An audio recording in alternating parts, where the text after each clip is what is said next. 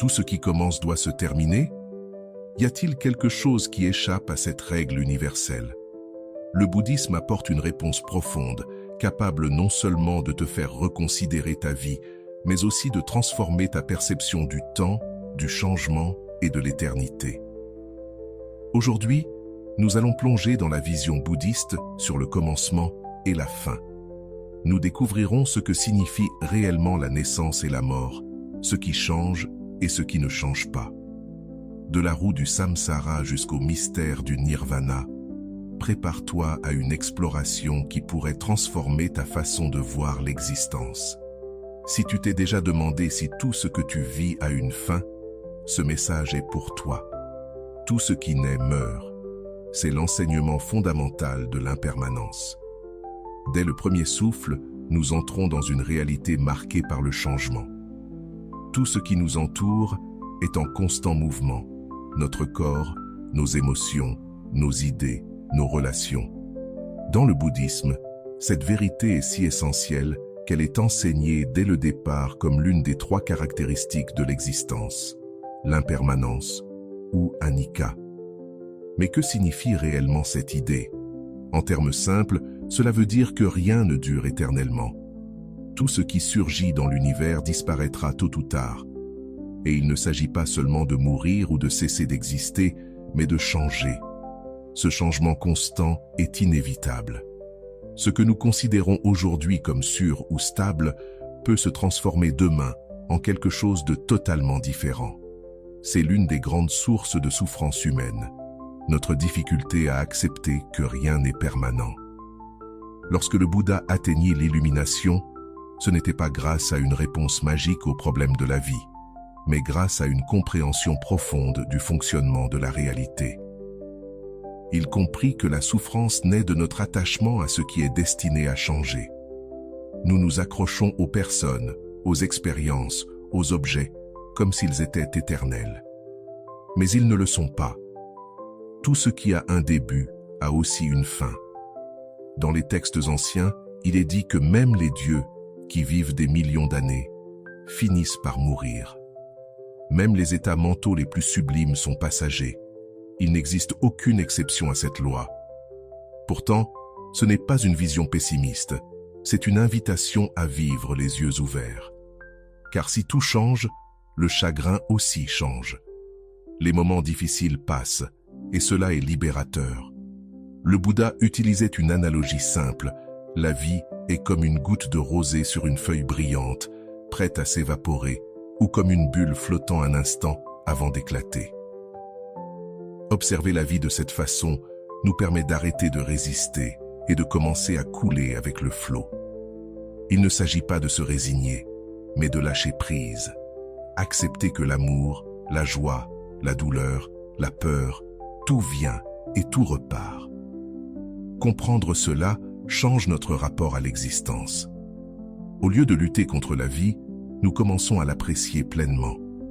Chaque moment devient précieux précisément parce qu'il est unique et ne reviendra jamais sous la même forme. Chaque rencontre, chaque parole, chaque respiration devient un trésor. Quand nous comprenons vraiment l'impermanence, nous cessons de repousser le bonheur et de remettre la paix à plus tard. Nous vivons plus pleinement. Accepter l'impermanence ne retire pas le sens de la vie. Au contraire, cela nous éveille au flux naturel des choses. Cela nous aide à vivre avec moins d'attachement et plus de présence. Et ce n'est que la base d'une compréhension encore plus profonde. Qu'est-ce qu'un commencement dans le bouddhisme? Nous avons tendance à penser qu'il y a toujours un point de départ clair. Pourtant, le bouddhisme invite à remettre en question cette idée. Il ne nie pas qu'il y ait un début apparent, mais questionne sa véritable nature.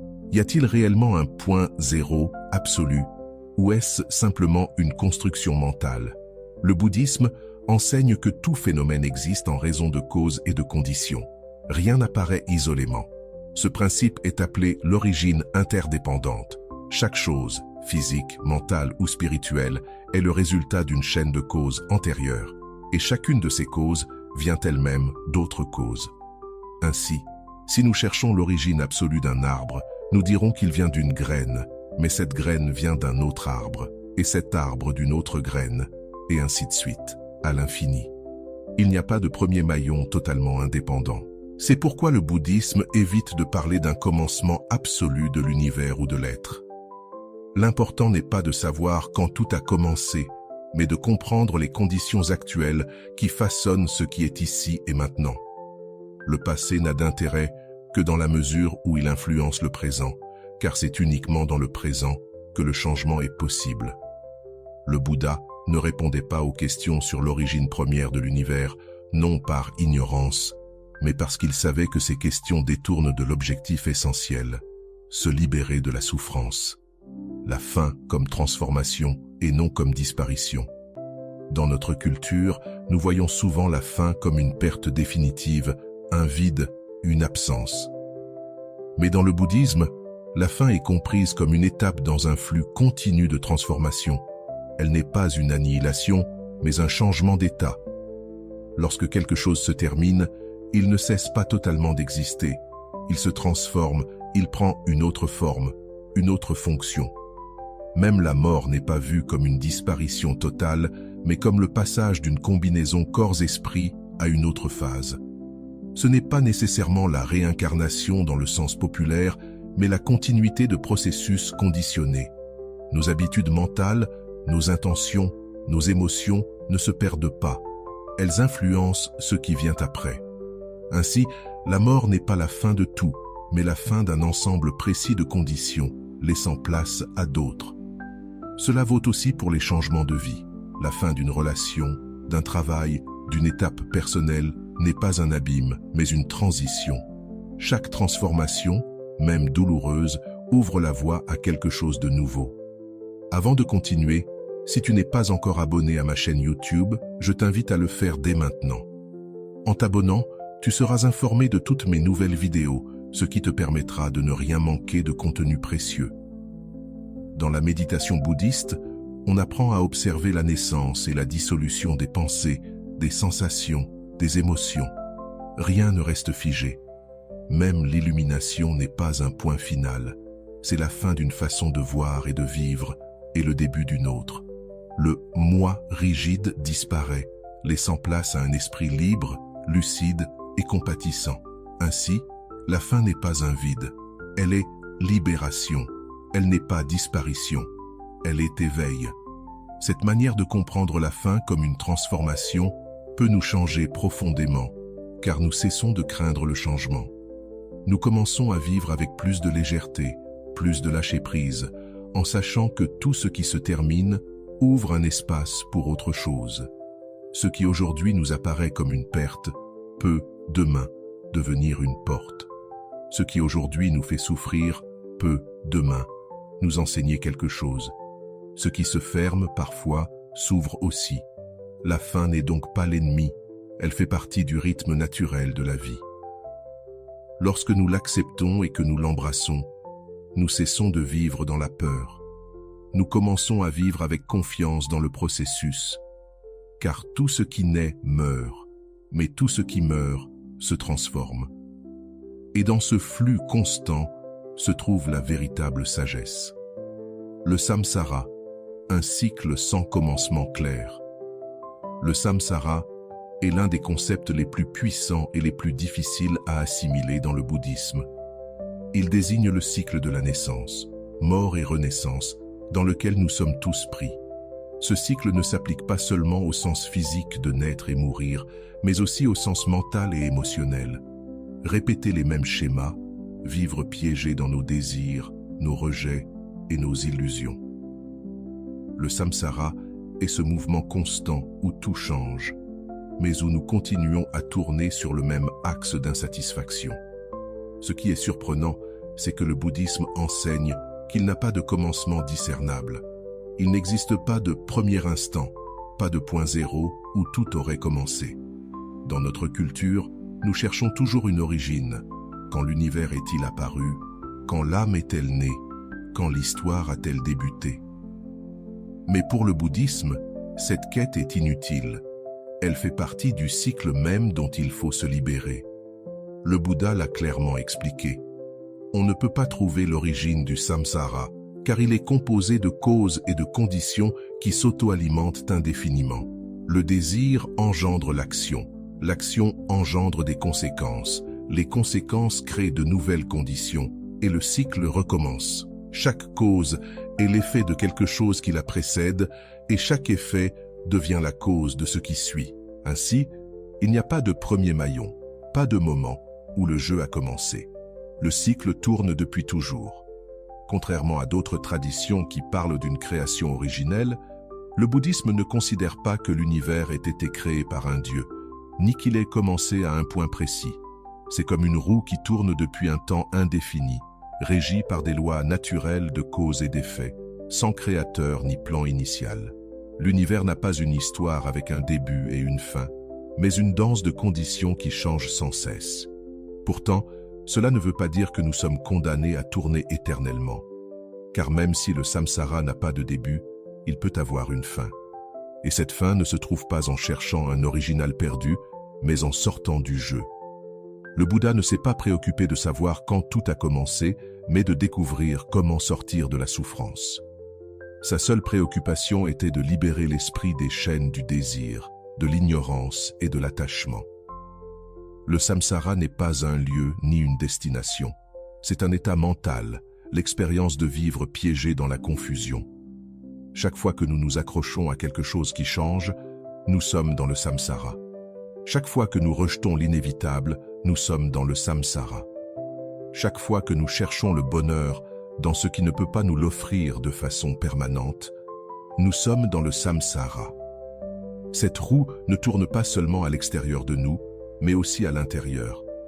Et même si elle n'a pas de début, nous pouvons l'arrêter.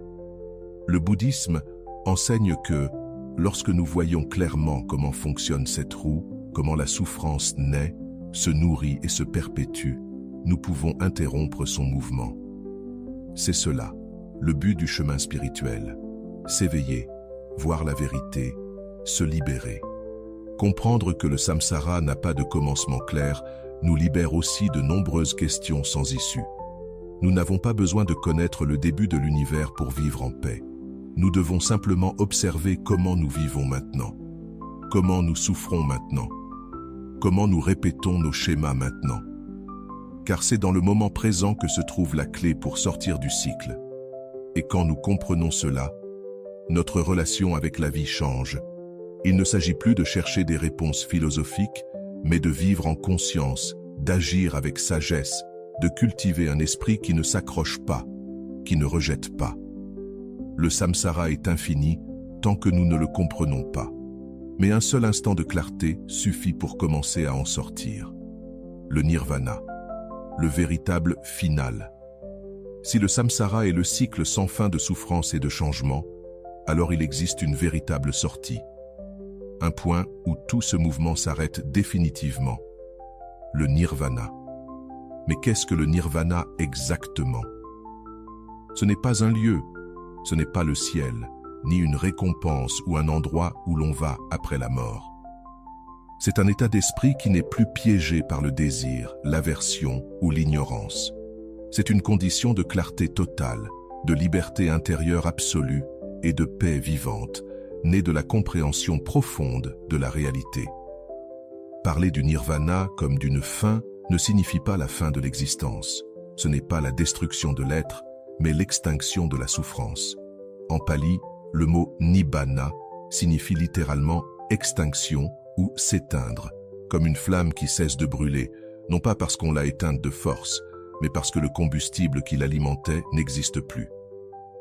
Ce qui s'éteint dans le nirvana, ce n'est pas la vie, mais l'ego illusoire. Disparaît l'idée d'un moi fixe, séparé, qui souffre en s'accrochant à ce qui change. Disparaît le besoin de contrôler, de résister, de lutter. Ce qui reste, ce n'est pas un vide, mais une conscience éveillée, une lucidité qui ne cherche plus à s'agripper à quoi que ce soit. Le nirvana, c'est comme se réveiller d'un rêve agité et réaliser que toute cette souffrance n'était pas nécessaire. Et le plus étonnant, c'est qu'il est possible de l'expérimenter dans cette vie même, pas comme un prix lointain, mais comme une transformation réelle de l'esprit. Lorsqu'une personne a éliminé l'attachement, l'ignorance et la haine, lorsque son esprit est complètement libre, elle sort du cycle. Elle vit dans le monde mais sans s'y enliser. Elle marche au milieu de l'impermanence mais ne s'y noie pas.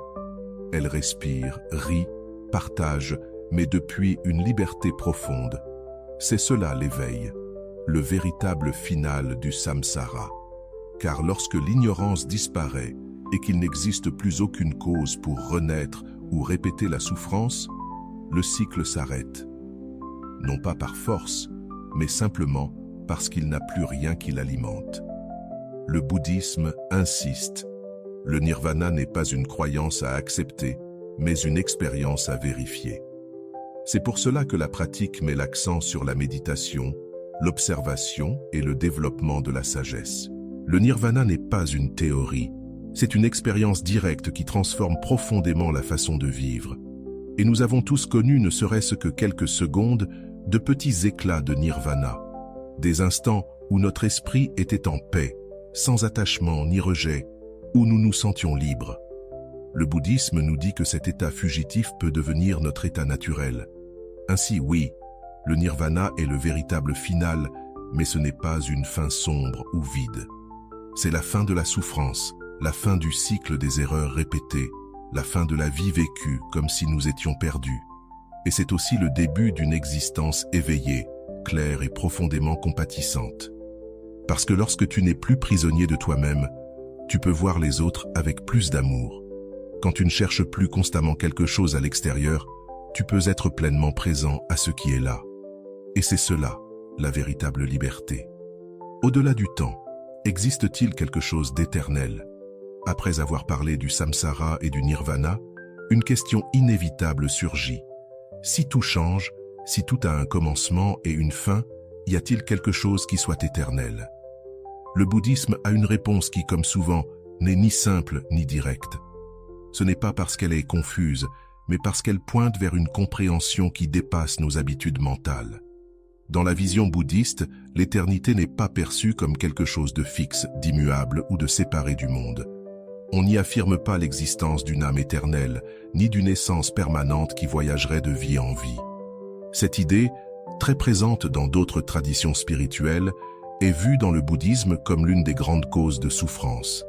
Ce qui rend le bouddhisme unique, c'est qu'il rejette à la fois l'idée d'un « moi » éternel et celle d'un anéantissement total après la mort. Il n'y a pas d'âme qui transmigre, mais il n'y a pas non plus de disparition complète. Ce qui existe, c'est un flux de conscience, une continuité de causes et d'effets. Pas d'entité permanente, mais une chaîne de processus interconnectés. Alors, n'existe-t-il rien d'éternel? Tout dépend de la définition que l'on donne à ce mot. Si, par éternel, on entend quelque chose qui ne change jamais, qui reste identique, hors du temps et de l'espace, alors la réponse bouddhiste est non. Tout ce qui naît change. Tout ce qui dépend de conditions disparaît quand ces conditions cessent d'exister. En revanche, si l'on définit l'éternité comme ce qui transcende la naissance et la mort, ce qui n'est pas prisonnier du temps ni de l'ego, alors il existe quelque chose qui s'en approche, l'état de nirvana. Le nirvana n'est pas éternel comme une chose figée, mais comme une expérience non conditionnée. Il ne naît pas, il ne meurt pas, car il ne dépend de rien d'extérieur. Il ne change pas car il n'est pas une construction. C'est davantage une absence qu'une présence. L'absence totale de souffrance, d'ignorance, de désir. On l'appelle parfois le non-né, le non-produit, le non-conditionné. Non pas parce qu'il s'agirait d'un mystère inaccessible, mais parce qu'il représente ce qui reste lorsque tout le reste se dissout. Ce n'est pas un objet, ni une essence, ni un lieu. C'est la paix complète de ne plus être enfermé dans le temps. Le Bouddha fut très prudent avec les mots. Il n'appelait pas le nirvana éternel, de peur que l'on s'imagine qu'il s'agisse d'un objet parmi d'autres. Mais il ne disait pas non plus que l'être éveillé disparaît dans le néant. Il affirmait simplement que le Tathagata, celui qui est éveillé, ne peut être décrit avec des catégories comme exister ou ne pas exister. Ce n'est pas un jeu de langage, c'est une invitation à sortir de notre manière habituelle de penser, à cesser de rechercher quelque chose qui dure pour toujours et à apprendre à vivre pleinement avec ce qui est. Finalement, ce qui compte n'est pas de savoir si quelque chose est éternel, mais de savoir si c'est libre. Il ne s'agit pas de trouver une entité immuable, mais de découvrir une manière d'être au monde sans souffrir. Et cela, au fond, est plus précieux que n'importe quelle éternité. L'éternel désir d'éternité est la paix du lâcher-prise. Le désir de l'éternel naît de la peur de la perte. Nous voulons quelque chose qui ne finisse jamais, car nous avons peur de voir disparaître ce que nous aimons. Mais le bouddhisme enseigne que la paix ne se trouve pas dans l'attachement à ce qui ne change pas, mais dans le fait de cesser de résister au changement. Lorsque l'on vit ainsi, dans l'acceptation, la présence et la sagesse, l'éternité cesse d'être une nécessité, car on découvre quelque chose de plus profond, une liberté qui ne dépend pas du temps. Comment appliquer cette vision dans notre vie quotidienne? Après avoir exploré l'impermanence, le début et la fin, le samsara, le nirvana et la notion d'éternité, vient une question essentielle. Comment traduire tout cela dans notre vie? À quoi bon comprendre ces concepts si nous restons prisonniers des mêmes problèmes, émotions et habitudes? Le premier grand changement survient lorsque nous commençons à voir l'impermanence, non comme une menace, mais comme une alliée. La vie, dans son essence, est mouvement. Tout ce que nous craignons de perdre est déjà en train de changer. Tout ce qui nous fait souffrir est déjà en transformation. Cela ne signifie pas qu'il ne soit pas douloureux de perdre une relation, un travail, une étape de vie. Mais cette compréhension nous offre une perspective nouvelle. Le chagrin n'est pas une fin, il fait partie du processus. Imagine vivre chaque jour en sachant que tout est temporaire. Tes réussites, tes échecs, tes émotions, tes pensées. Non comme une menace, mais comme un rappel de lâcher prise, de ne pas s'accrocher à ce qui ne peut être retenu, de profiter pleinement de ce qui est là, sans anxiété, et de traverser ce qui fait mal avec patience, en sachant que cela aussi passera. Aimer sans peur, vivre sans posséder. Cette attitude transforme notre manière d'aimer. Nous n'aimons plus avec la peur de perdre, mais avec la gratitude de partager. Nous ne cherchons plus à contrôler l'autre, mais à vivre avec lui dans le présent. Nous comprenons que les gens changent, qu'ils ne nous appartiennent pas, et cela nous permet de nous relier avec plus de liberté, de compassion et de vérité. Sur le plan intérieur, la compréhension du samsara nous éclaire sur nos cycles mentaux, l'anxiété, la culpabilité, la colère, l'autosabotage. Ce sont nos samsaras personnels, et le bouddhisme nous apprend que nous pouvons en sortir, non par magie, mais par compréhension profonde et pratique constante. Chaque fois que nous observons notre souffrance, que nous respirons au lieu de réagir, que nous choisissons la paix plutôt que le drame, nous sortons, pas à pas, de notre propre samsara.